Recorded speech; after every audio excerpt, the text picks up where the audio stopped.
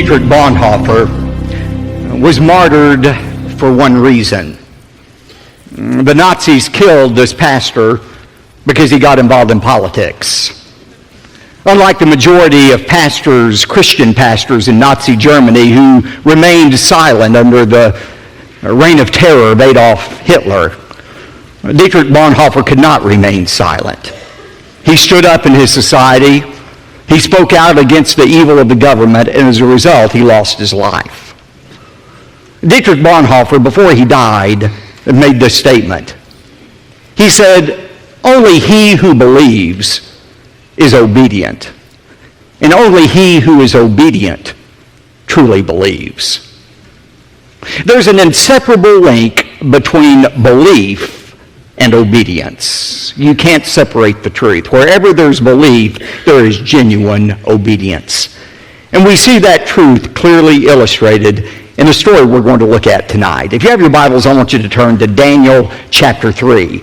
God gave Daniel the ability, remember, to interpret the dream of the evil king Nebuchadnezzar. And when Daniel recounted the dream and explained it to Nebuchadnezzar, remember Nebuchadnezzar's response? He fell down. He worshiped the God of Daniel, the Yahweh, the true God. And not only that, he elevated Daniel and his friends, Shadrach, Meshach, and Abednego, to places of prominence, of rulership in the Babylonian country. Now that was his first response, to worship God. But then in tonight's story, which takes place shortly after chapter 2, we see Nebuchadnezzar having a more humanistic response to this vision, a vision that said basically, Nebuchadnezzar, your days are numbered as king of Babylon. Babylon is going to cease. You're going to cease to exist. There's another kingdom coming after you. And notice Nebuchadnezzar's reaction to the truth that his kingdom would one day come to an end. We find it in verse 1 of chapter 3. Now Nebuchadnezzar, the king, made an image of gold, the height of which was 60 cubits. A cubit is about 1.5 feet. So it was a statue 90 feet high. Its width was 6 cubits, or 9 feet. And he set it up on the plain of Dura in the province of Babylon. As Nebuchadnezzar thought about this dream and thought about the end of his kingdom, he said, you know what? I'm going to do whatever I can to prevent the end of my kingdom. I'm going to take matters into my own hands. I'm going to see if I cannot somehow thwart the sovereign will of God. And Nebuchadnezzar's motivation in this was not religious or spiritual. He didn't want people to worship him as God. Instead, he wanted their political loyalty. He wanted people to bow down, kind of like saluting the flag, and pledge their allegiance to Nebuchadnezzar. That way, Nebuchadnezzar thought he could make sure that there was no rebellion against him that would cause him to lose the kingdom. Now, it's said that this statue, 90 feet high, 9 feet wide, was set up on the plain of Dura. Notice that in verse 1, the plain of Dura. Archaeologists have determined that this plain of Dura was 6 miles south of ancient Babylon. We were talking about archaeological evidence for the veracity of the Bible this morning. Some years ago, French archaeologist Julius Aupert found on the plain of Dura a base, a large brick construction that was 45 square feet and 20 feet high that very well could have been the base of this great statue that was made of Nebuchadnezzar. Now, again, the reason for this statue was not spiritual but political. Look at verse 2. Then Nebuchadnezzar, the king, sent word to assemble the officials of Babylon, that is, the satraps. They were kind of like city council members who governed over different provinces of Babylon. The prefects, the governors, the counselors. He brought them all up for the dedication of the image that Nebuchadnezzar had set up.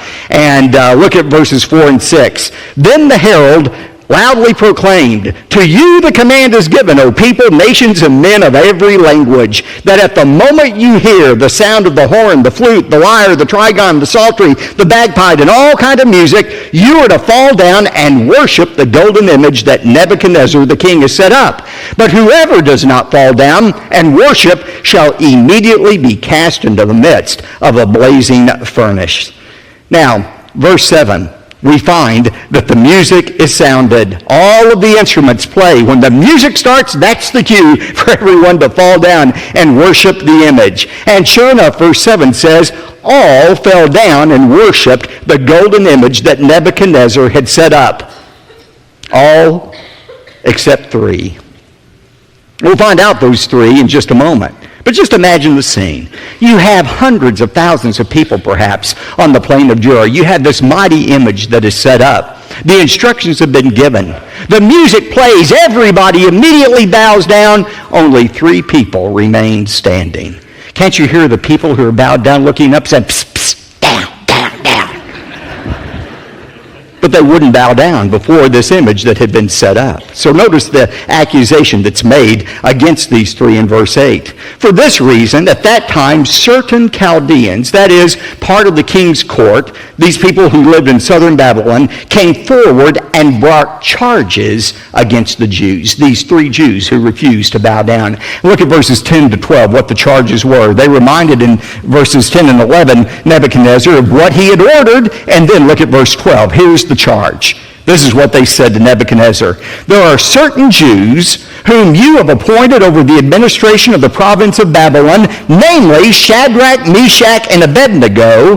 These, O king, have disregarded you. They do not serve your gods, and they do not worship the golden image that you have set up. And so, look at verse 13. Then Nebuchadnezzar, in rage and anger, gave orders to bring Shadrach, Meshach, and Abednego. Then these three were brought before the king. Now here's the natural question. Where in the world was Daniel during this time? Have you ever wondered that? Where was Daniel? After all, he's the one who had these guys promoted. He's the one who led them to obey God and not Nebuchadnezzar. Where was Daniel? This week, as I was preparing the message, I read all kind of explanations about where Daniel was. Some people say, well, Daniel was now such a high-ranking official that for political reasons, he went ahead and bowed down before the image of Nebuchadnezzar. To him, it was no big deal. It was political and not spiritual. Now, that doesn't make any sense, especially given Daniel chapter 1 and how he wouldn't even eat the king's food. Another explanation is, well, maybe Daniel was ill on this particular day. Now, if I were choosing a day to call in sick to the office, this certainly would have been it. But I'm not sure that's a likely explanation. Some people say, well, maybe the king had dispatched him on a foreign trip as an emissary for the king to a foreign land. That's a possibility. We don't know. That's the bottom line, where Daniel was. But some have suggested that it was not fair for Daniel to escape this test when his three friends were being tested in such a severe manner. And that's really not logical to say this isn't fair, because the fact is Daniel was about to be tested. He had already been tested in chapter 1, and the lion's den was waiting around the corner for him in chapter 6. But there's a very important point and principle for all of us here. All of us who are God's people are going to be tested, but we're not all tested in the same way. God's tests for us are not the same test. In 1 Peter 1:6, Peter said, in this you greatly rejoice, even though for a little while, if necessary, you have been distressed by various trials. That word various, poikolis, it's a word we get polka dot from. We are distressed by various tests. You're not going to escape testing in your life. If you're not in the middle of a test right now, either you've already come through one, you're in the middle of the one, or you're getting ready to enter a test. But God's plan for all of his children is to be tested, not to destroy our faith, but to strengthen our faith. Now, notice verse 14. Nebuchadnezzar responded and said to them, to Shadrach, Meshach, and Abednego, is it true that you do not serve my gods or worship the golden image that I have set up? He said, maybe you all misunderstood, so let's try this again. I know you're new to our country. Maybe you didn't understand exactly what was being said in Aramaic, so let's try this again. Now here's the command. When you hear the music play, you just fall down and everything will be okay. However, he says in verse 15, but if you do not worship, you will be immediately cast in the midst of a furnace of blazing fire, and what God is there who can deliver you out of my hands? You see, Nebuchadnezzar had already discovered there's a God who could reveal secrets. But he had not yet discovered that this same God is one who was able to deliver the Israelites out of Nebuchadnezzar's hands.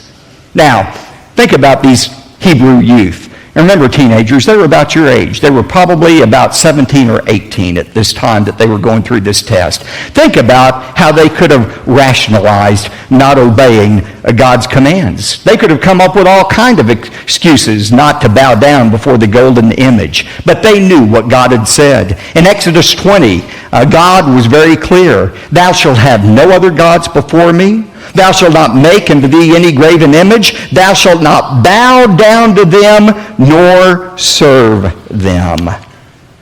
Now, they could have come up with all kinds of rationalizations about why to bow down. They could have said to themselves, well, you know what? I'm going to bow on my knees, but I'm not going to bow in my heart. In my heart, I'll still worship the only true God. Or they could have said, well, you know what? It doesn't make any sense for us to die in the fiery furnace. Why, if we die, we'll not be able to witness to Nebuchadnezzar and the Babylonians any longer. And surely God wouldn't want that to happen.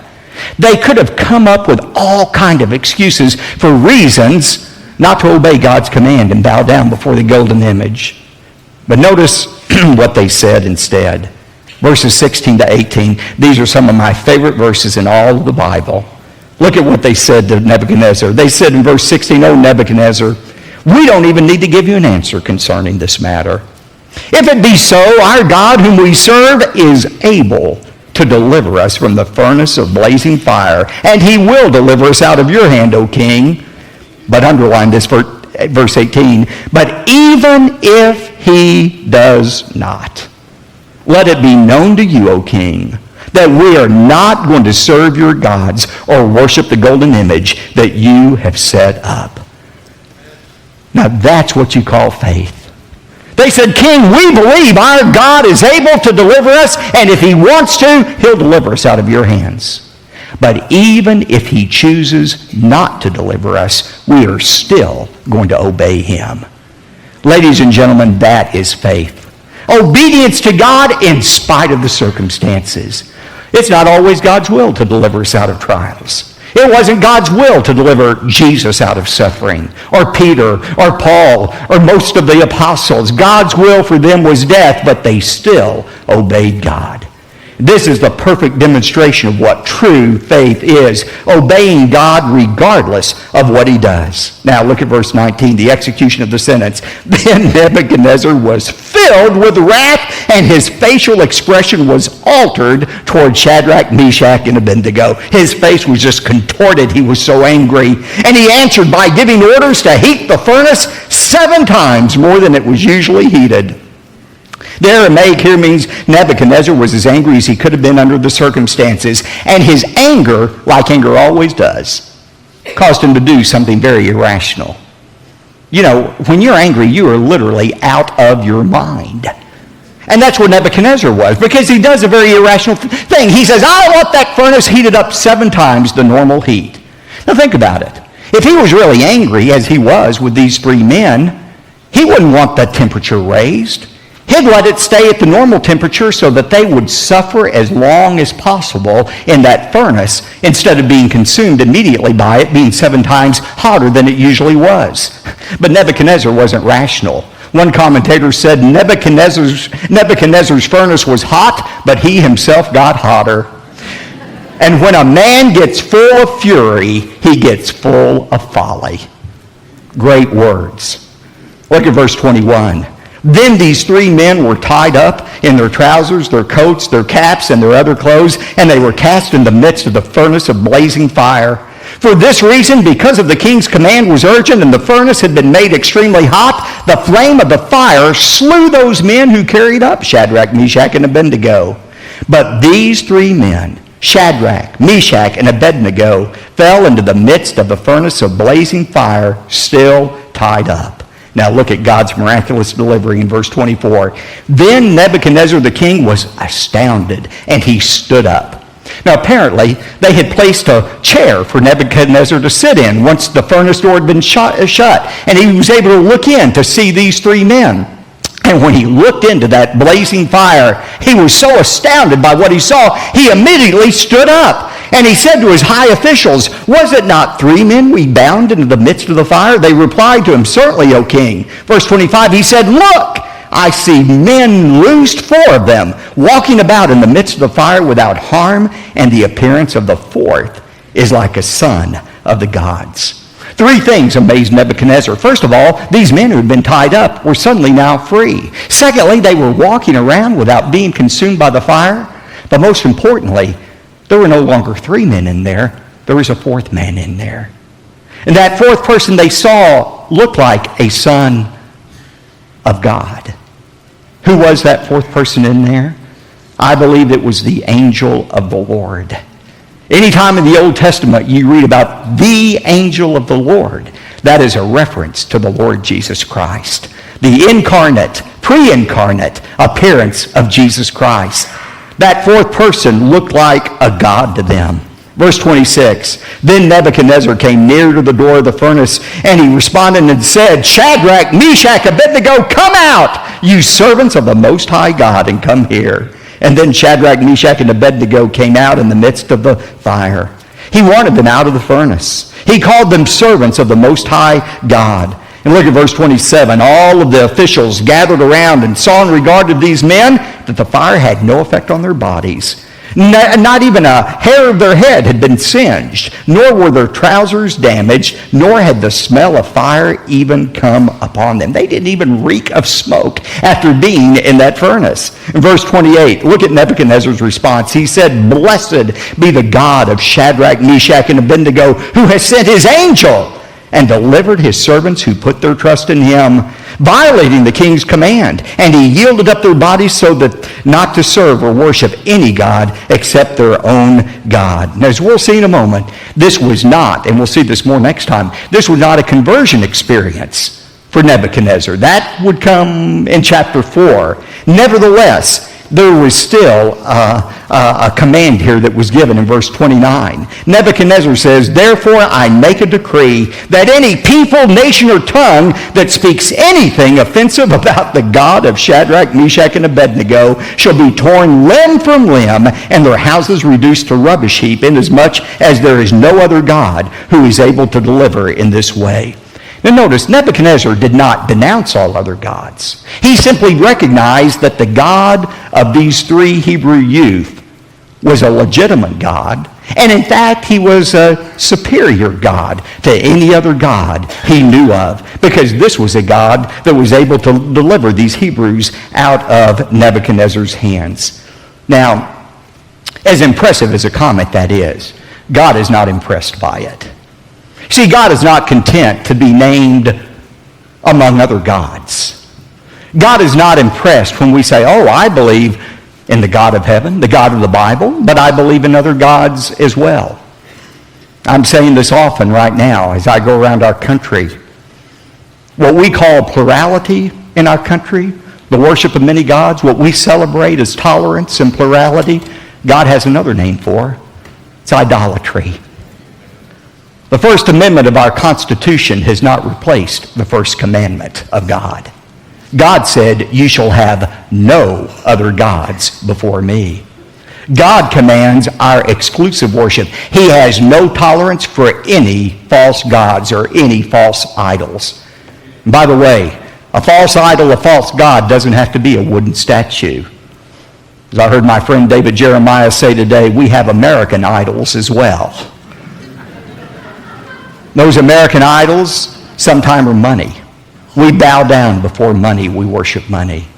Sometimes it's pleasure, entertainment. Sometimes it's sports. Sometimes it's scholastic achievements. But God is a jealous God. He said, you worship me exclusively. That's the kind of worship our God demands. Now, why is this story important? It's important for three significant reasons. First of all, this story sets the stage for Nebuchadnezzar's conversion in the most dramatic way we're going to see next time. But secondly, this story foreshadows God's protection of Israel. Just as God protected Shadrach, Meshach, and Abednego from the fiery furnace, so God would supernaturally protect Israel during these 70 years of captivity in Babylon. And God will continue to protect his people until the end of time. I was in New York this past week.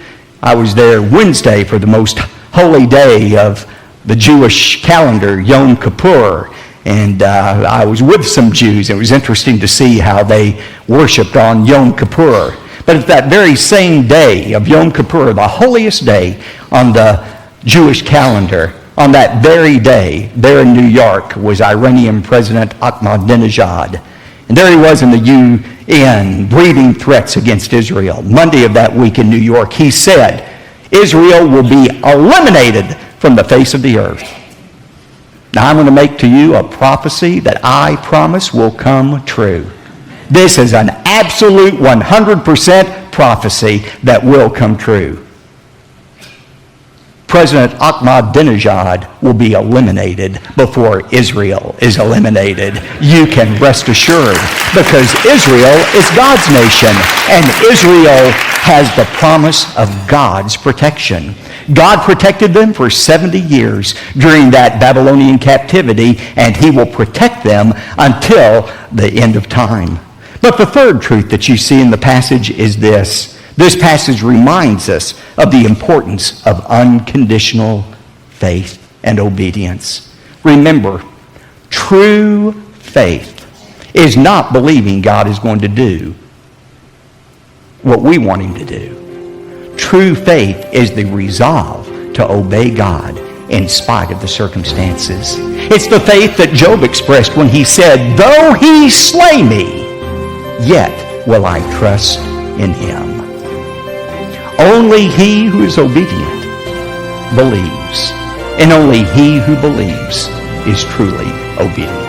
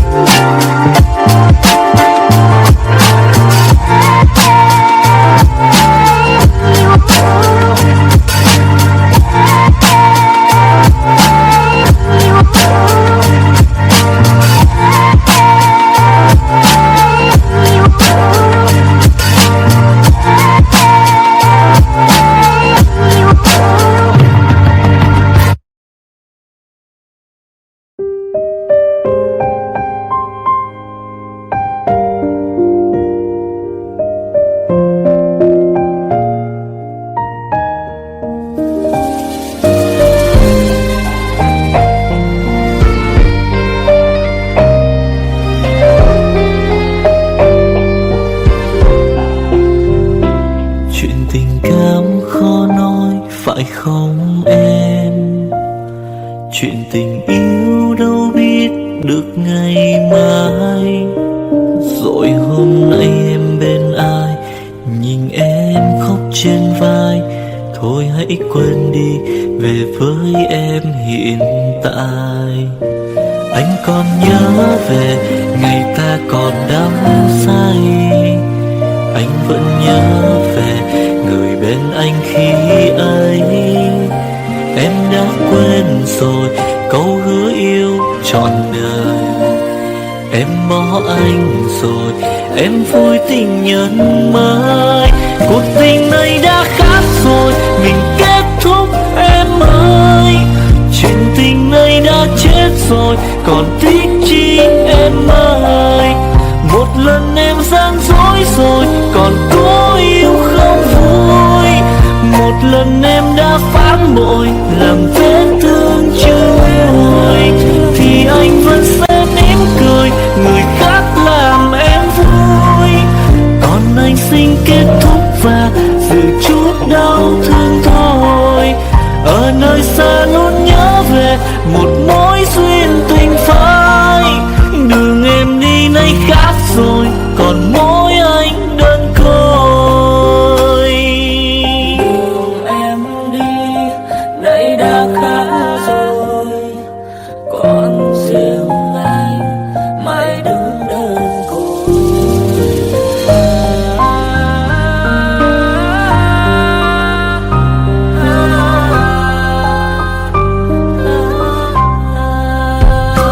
Anh còn nhớ về ngày ta còn đắm say. Anh vẫn nhớ về người bên anh khi ấy. Em đã quên rồi câu hứa yêu trọn đời. Em bỏ anh rồi, em vui tình nhân mới. Cuộc tình này đã khác rồi, mình kết thúc em ơi. Chuyện tình này đã chết rồi, còn tiếc chi em ơi. Một lần em gian dối rồi, còn cố yêu không vui. Một lần em đã phản bội, làm vết thương chưa nguôi. Thì anh vẫn sẽ mỉm cười, người khác làm em vui. Còn anh xin kết thúc và giữ chút đau thương thôi. Ở nơi xa luôn nhớ về một mối duyên tình phai. Đường em đi nay khác rồi, còn mỗi anh đơn côi. Cuộc tình này đã khác rồi, mình kết thúc em ơi. Chuyện tình này đã chết rồi, còn tiếc chi em ơi. Một lần em gian dối rồi, còn cố yêu đâu vui. Một lần em đã phản bội, làm vết thương chưa nguôi. Thì anh vẫn sẽ mỉm cười, người khác làm em vui. Còn anh xin kết thúc và giữ chút đau thương thôi. Ở nơi xa luôn nhớ về một mối duyên tình phai. Đường em đi nay khác rồi, còn mỗi anh đơn côi. Ở nơi xa luôn nhớ về một mối duyên tình phai. Đường em đi nay khác rồi, còn mỗi xin anh thôi.